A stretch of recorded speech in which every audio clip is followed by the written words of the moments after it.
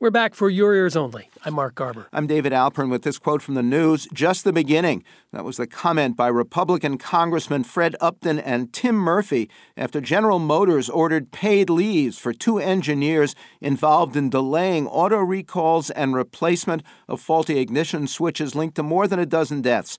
Also last week, Toyota recalled another 6.4 million vehicles worldwide. Now this. We are on high alert at the moment, particularly in Kabul. We're on red alert. All the streets are in lockdown. There are a lot of people that would like to go and vote. There are people that are apprehensive about voting, and that will deter a lot of people because, there'll be a lot of people that will be worried about what would happen if they tried to vote. Like many observers inside and outside Afghanistan, author and NATO contractor M.J. Green on Newsmax TV feared that weeks of Taliban violence would significantly scale back turnout for last weekend's presidential election. It didn't work out that way, Green and others later conceded. Despite some 24 killings and 1,500 alleged ballot irregularities, the consensus among balloting observers and monitors is that the presidential and provincial council elections came off with relative normalcy, especially compared with the widely discredited 2009 election. This time, an unexpectedly high 7.5 million voters turned out. That's 58% of all eligible. To consider why and how that happened, which leadership personalities and policies are leading in the vote count, and what the implications are for the future of Afghanistan and U.S. involvement there, for Your Ears Only, M.J. Green is on the line with us now from Afghanistan. Her recent book, A Conflict of Interest, looks at politics, power, and corruption in the country, especially for women and herself as a female subcontractor in particular. Thanks for joining us. Hi, guys. Thanks very much for having me. It's a pleasure. How do you account for the large turnout despite the pre-election violence? Are you surprised?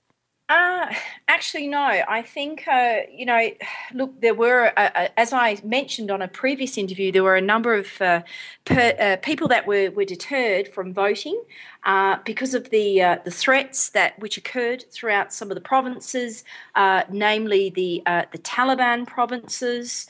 A lot of educated people were very much deterred, and in fact, some of the people that I work with that are Afghan nationals actually spent a number of days in Pakistan for security reasons. So.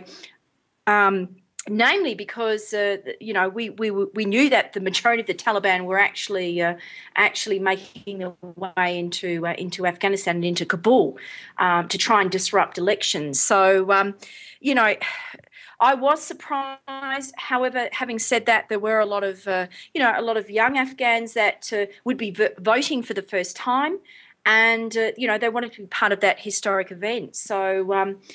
I would have liked to have seen a lot more people vote.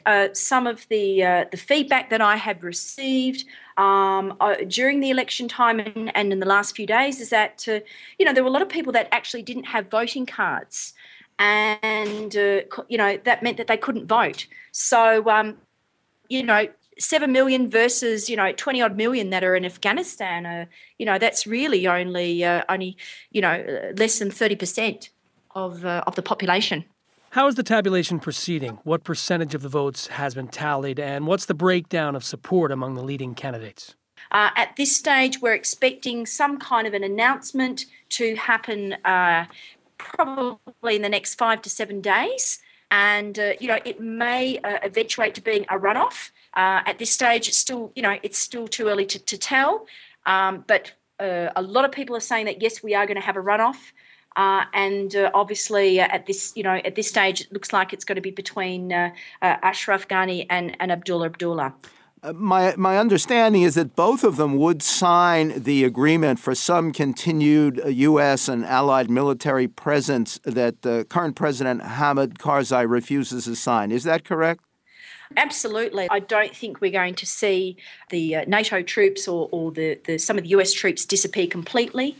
That is because for strategic reasons, it's very important that we maintain some kind of military presence in the region that's beneficial to the Afghan population, the people of Afghanistan, as well as it being beneficial to the region itself. MJ, please explain what the 2 or 3 likeliest possible presidential outcomes will mean for other key policies, fighting corruption, women's rights, warring or bargaining with the Taliban. My understanding is that, from what I could see, based on last Tuesday's information, it looks like Ashraf Ghani stands to win with a landslide majority. However, if those numbers do change miraculously, we will see a runoff between Abdullah and Ashraf Ghani. The other thing that may happen, we may see a curveball happen, something that we're not expecting, whereby perhaps the country is not convinced by the outcome of the election. It may result in a loya jirga being called by Karzai, which means that the constitution might quite possibly be changed, and we may see Karzai stay in office for another 2 years. You've said many Afghans feel the eventual outcome, the policies, if not the personas, has really been predetermined, with Karzai still planning to call many of the shots from behind the scenes. And I guess from what you've said, the turnout doesn't necessarily change your mind or their minds about that. Karzai's been, has been in for an awful long time.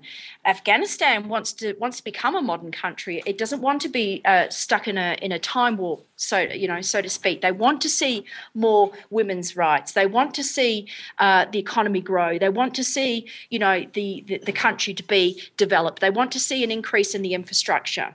And, obviously, this will happen if they have the right president elected. So, that's another reason why a lot of Afghans did turn out to vote. From my perspective, somebody such as Ashraf Ghani, who is an economist, he is a scholar. He really wants to see Afghanistan progress. I think this is not a bad thing. I think we need change.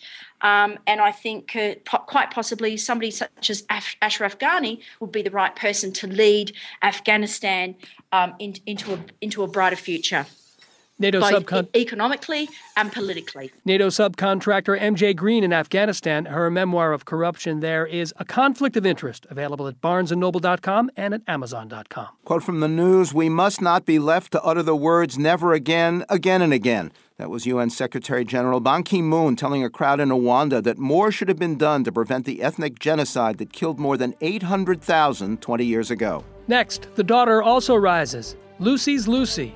Arnaz, that is, for your ears only.